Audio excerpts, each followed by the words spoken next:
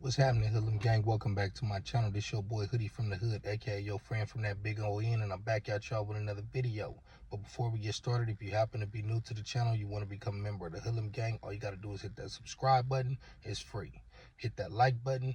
It's free. Leave me a comment down below. Share the video. Tell a friend to tell a friend. Hit that notification bell. Go on over to IG and follow me at Hoodie from the Hood. Those also all require no fee at all. Just go ahead and do all of the above. Now, I'm gonna make this fast. I know I always say that, but I'll make this fast. Your boy, Adam 22. I just told y'all a few days ago, he getting too comfortable with the disrespect. Too comfortable. Obviously, I'm not the only person who feels that type of way. You know what I mean? And a dude named Rooga, who I'm really not that familiar with, from Chicago, had came up there recently. The video was sent to me about an hour ago, and I had watched him get into it, and he was basically checking him on how he been conducting himself. You know what I mean? Saying that you playing with people who don't want to be played with. You think things are funny. You think things are a joke. And Adam is just basically standing on his ignorance and his unwillingness to understand a culture that he's trying to be a part of. Like, everything to him is content related, and that's all that matters. Content and money is the bottom line. And that's cool, homie, but it's not. And old boy just came up there and told him, like, yo, you disrespect this person's mom. You talked about this dude where a situation happened and he was struck in the head by gunfire. And it's just like, bro, like you talking like you like that. To us, the way Adam talks means you like that, like you want all the festivities. And then for him to come out and be like, the 22ster's not worried about all that. Like, you still playing in the nigga face while he's sitting here trying to tell you, bro, it's not cool. Chill out before something happen to you. And you talking about you ain't worried about it, homie, just because you got security and all this. And he like, oh, you came up here. And he like, yeah, I came up here because I wanted to holler at you about what you doing. I don't know how many times this dude needs to get warned. And then he was like,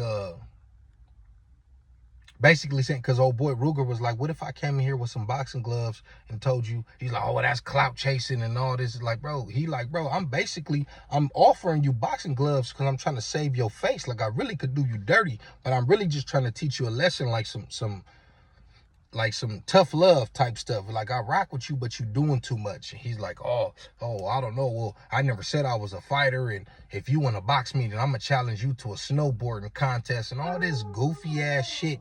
And it's like, he's like, that's the same, if that's your logic for me talking on the podcast. And it's not you talking on the podcast, it's what you are choosing to talk about on the podcast. You're not choosing to just talk about trending stuff in the industry, the ditties, because you're supposed to be a hip-hop podcast, even though you rarely talk about that now.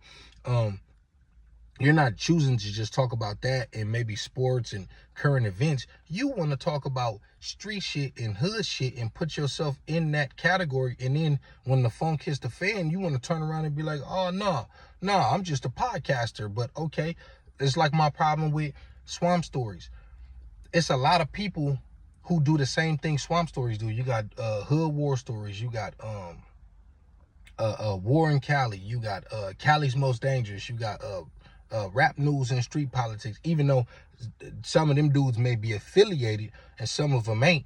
But my whole point is, it's the little slick, sneaky remarks that you make in between that. And it's like, bro, you acting like you can't be touched or you're above this, but you're capitalizing off of that type of content. That's the problem with Adam 22, is you got all these jokes and you be sneak dissing and you be calling niggas bitches and hoes, and then when a nigga show up to your face and tell you to catch a fade, you talking about, oh, I don't believe that that's how you prove your masculinity, by fighting. I never said I was a fighter, but you're putting yourself in that lane. Like he said, when he tried to say, oh, well, if you want to box me, I'll challenge you to a snowboard. He never said nothing about snowboarding. He never said, hey, Adam, you suck at snowboarding.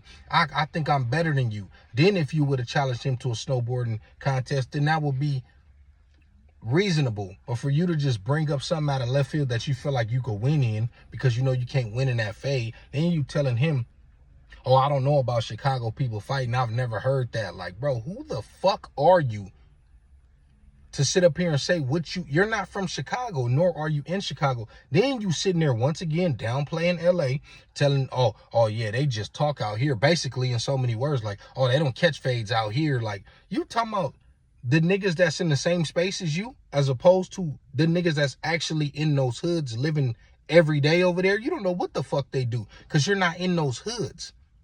You talking about the niggas that get up there on the podcast and go back and forth with each other. You saying they don't catch fades. They have seen that it's profitable to do the same fuck shit that you do, and they're trying to get into the position that you're in. Now, do I agree with the way they're doing it? No, I don't respect it, but that's what they're doing. That doesn't mean that when you go to these areas that niggas ain't squabbling and still getting cracking and, you know what I mean? It's like, bro, like, you think because you've been out there sitting in your fucking office, running your little bitch ass mouth, you little punk ass pilgrim.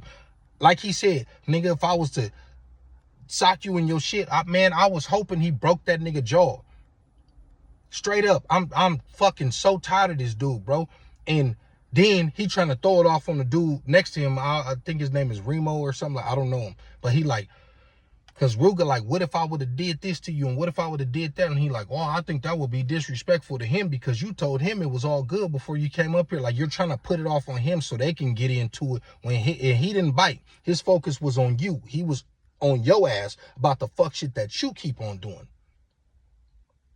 But this dude don't take no accountability, no responsibility. He's like 40 or 47 years old, and he just, hey, don't shoot the messenger. Like, nah, bro, you talking outside of your body and your character.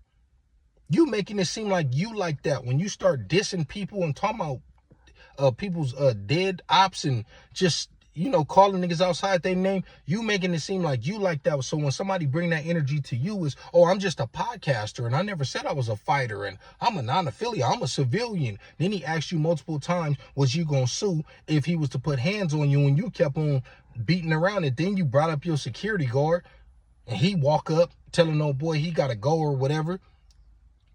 And it's like, bro, then Rooga get up and say, nigga, put your blower down, me and you could get down. Me and you.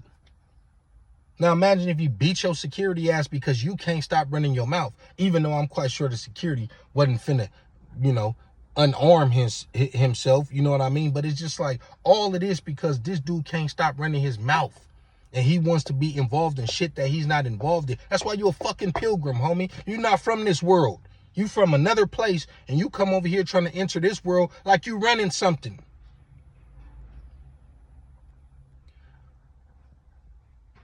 I don't care what nobody say. I can't wait for the day that he get taught a lesson, however it may come. However it may come.